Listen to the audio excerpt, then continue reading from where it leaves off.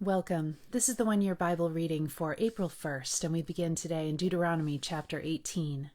Remember that the Levitical priests, that is, the whole of the tribe of Levi, will receive no allotment of land among the other tribes in Israel. Instead, the priests and Levites will eat from the special gifts given to the Lord, for that is their share. They will have no land of their own among the Israelites. The Lord himself is their special possession, just as he promised them. These are the parts the priests may claim as their share from the cattle, sheep, and goats that the people bring as offerings: the shoulder, the cheeks, and the stomach. You must also give to the priests the first share of the grain, the new wine, the olive oil, and the wool at shearing time. For the Lord your God chose the tribe of Levi out of all of your tribes to minister in the Lord's name forever. Suppose a Levite chooses to move from his town in Israel, wherever he is living, to the place the Lord chooses for worship. He may minister there in the name of the Lord his God, just like all his fellow Levites who are serving the Lord there. He may eat his share of the sacrifices and offerings, even if he also receives support from his family. When you enter the land the Lord your God is giving you, be very careful not to imitate the detestable customs of the nations living there. For example, never sacrifice your son or daughter as a burnt offering, and do not let your people practice fortune-telling, or use sorcery, or interpret omens, or engage in witchcraft, or cast spells, or function as mediums or psychics, or call forth the spirits of the dead. Anyone who does these things is detestable to the Lord. It is because the other nations have done these detestable things that the Lord your God will drive them out ahead of you. But you must be blameless before the Lord your God. The nations you are about to displace consult sorcerers and fortune-tellers, but the Lord your God forbids you to do such things. Now the next verse is quoted by both Peter and Stephen in the book of Acts as pointing towards Jesus Christ. Moses continued, "The Lord your God will raise up for you a prophet like me from among your fellow Israelites. You must listen to him. For this is what you yourselves requested of the Lord your God when you were assembled at Mount Sinai. You said, 'Don't let us hear the voice of the Lord our God any more, or see this blazing fire, for we will die.' Then the Lord said to me, 'What they have said is right. I will raise up a prophet like you from among their fellow Israelites. I will put my words in his mouth, and he will tell the people everything I command him. I will personally deal with anyone who will not listen to the messages the prophet proclaims on my behalf. But any prophet who falsely claims to speak in my name, or who speaks in the name of another god, must die.' But you may wonder, how will we know whether or not a prophecy is from the Lord? If the prophet speaks in the Lord's name, but his prediction does not happen or come true, you will know that the Lord did not give that message. That prophet has spoken without my authority and need not be feared. When the Lord your God destroys the nations whose land he is giving you, you will take over their land and settle in their towns and homes. Then you must set apart 3 cities of refuge in the land the Lord your God is giving you. Survey the territory and divide the land the Lord your God is giving to you into 3 districts, with one of these cities in each district. Then anyone who has killed someone can flee to one of the cities of refuge for safety. If someone kills another person unintentionally without previous hostility, the slayer may flee to any of these cities to live in safety. For example, suppose someone goes into the forest with a neighbor to cut wood, and suppose one of them swings an axe to chop down a tree, and the axe head flies off the handle, killing the other person. In such cases, the slayer may flee to one of the cities of refuge to live in safety. If the distance to the nearest city of refuge is too far, an enraged avenger might be able to chase down and kill the person who caused the death. Then the slayer would die unfairly, since he had never shown hostility toward the person who died. That is why I am commanding you to set aside 3 cities of refuge. And if the Lord your God enlarges your territory, as he swore to your ancestors, and gives you all the land he promised them, you must designate 3 additional cities of refuge. He will give you this land if you are careful to obey all the commands I have given you, if you always love the Lord your God and walk in his ways. That way you will prevent the death of innocent people in the land the Lord your God is giving you as your special possession. You will not be held responsible for the death of innocent people. But suppose someone is hostile toward a neighbor and deliberately ambushes and murders him and then flees to one of the cities of refuge. In that case, the elders of the murderer's hometown must send agents to the city of refuge to bring him back and hand him over to the dead person's avenger to be put to death. Do not feel sorry for the murderer. Purge from Israel the guilt of murdering innocent people. Then all will go well with you. When you arrive in the land the Lord your God is giving you as your special possession, you must never steal anyone's land by moving the boundary markers your ancestors set up to mark their property. You must not convict anyone of a crime on the testimony of only one witness. The facts of the case must be established by the testimony of 2 or 3 witnesses. If a malicious witness comes forward and accuses someone of a crime, then both the accuser and the accused must appear before the Lord by coming to the priests and judges in office at that time. The judges must investigate the case thoroughly. If the accuser has brought false charges against his fellow Israelite, you must impose on the accuser the sentence he intended for the other person. In this way you will purge such evil from among you. Then the rest of the people will hear about it and be afraid to do such an evil thing. You must show no pity for the guilty.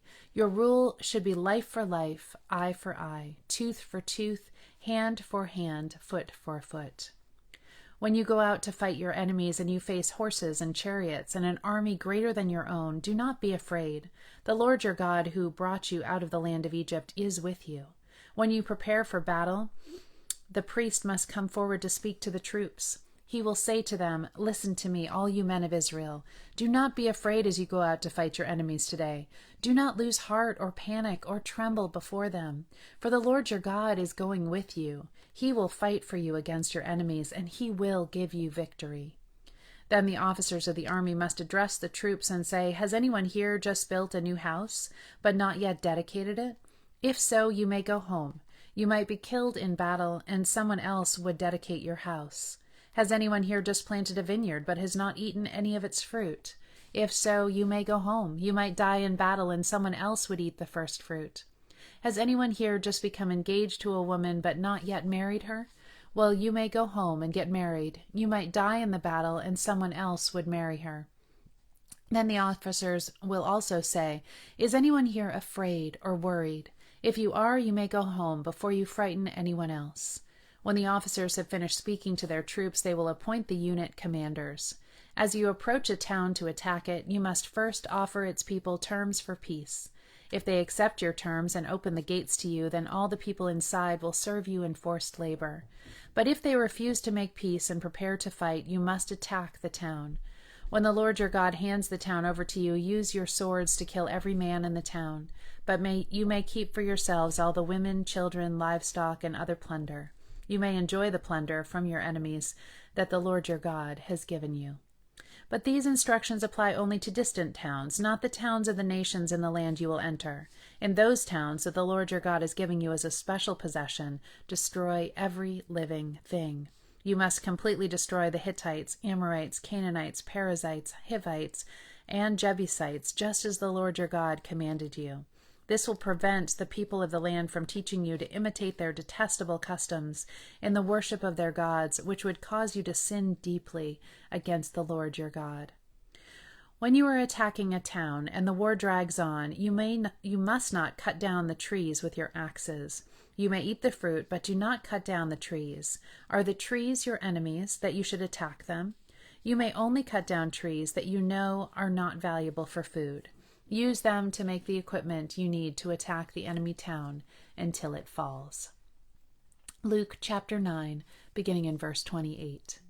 About 8 days later, Jesus took Peter, John, and James up on a mountain to pray, and as he was praying, the appearance of his face was transformed, and his clothes became dazzlingly white.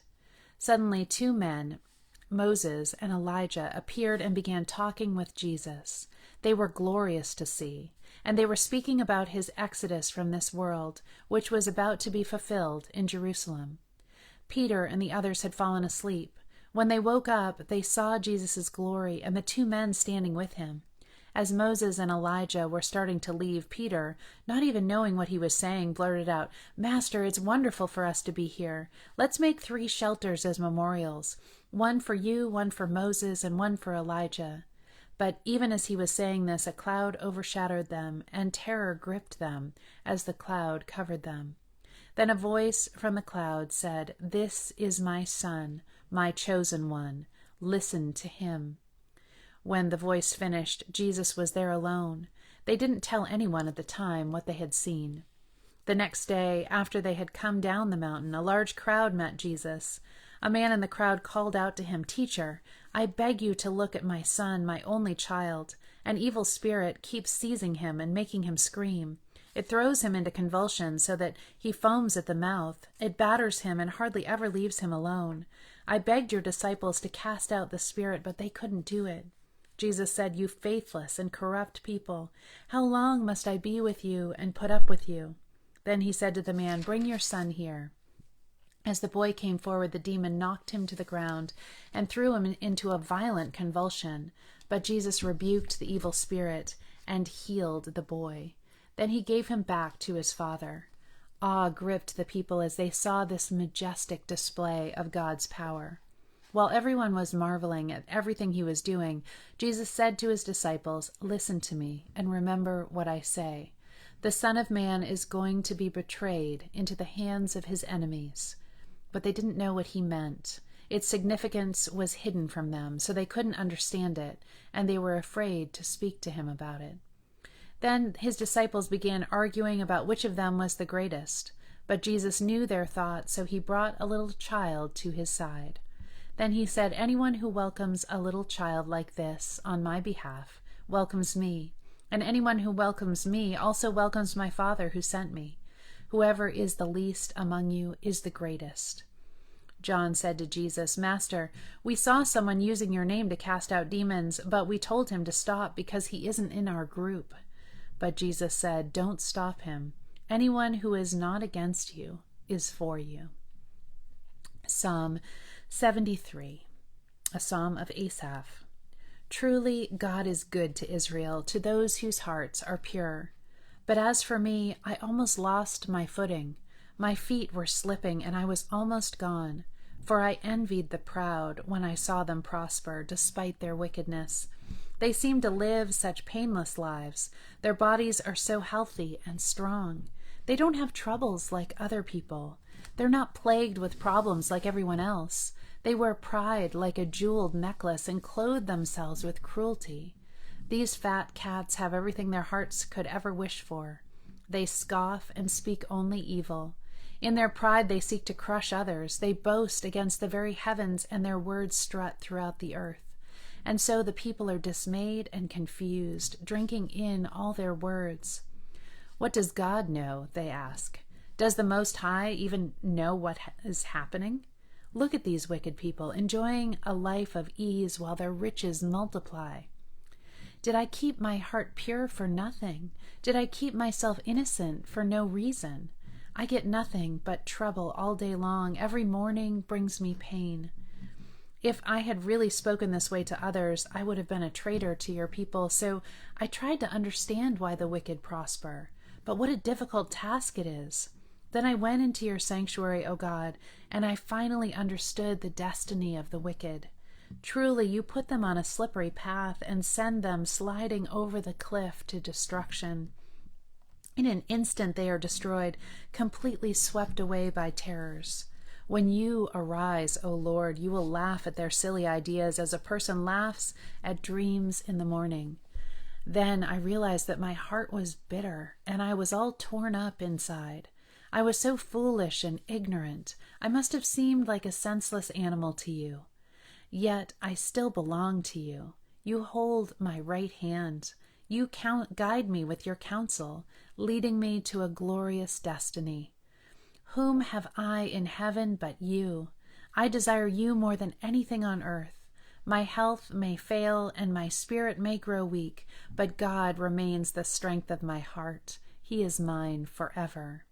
Those who desert him will perish, for you destroy those who abandon you. But as for me, how good it is to be near God. I have made the sovereign Lord my shelter, and I will tell everyone about the wonderful things you do. Proverbs 12:10. The godly care for their animals, but the wicked are always cruel. And to end, I have a blessing for you today, and it is from Deuteronomy chapter 30, verses 19 and 20 from the Message. I place before you life and death, blessing and curse. Choose life so that you and your children will live and love God, your God, listening obediently to Him, firmly embracing Him. Oh yes, He is life itself, a long life settled on the soil that God, your God, promised to give your ancestors, Abraham, Isaac, and Jacob. When the enemy tries to bait you into discouragement, may you instead take your courageous stand in Christ Jesus. When the devil tries to seduce you into despair, may you instead walk through the door of hope God has provided for you. When you're tempted to walk down jealousy's path, may you instead embrace your own beautiful purpose and take the high road God has set before you. There's a best place for your feet today. Choose life today. Love you all. Have a beautiful day.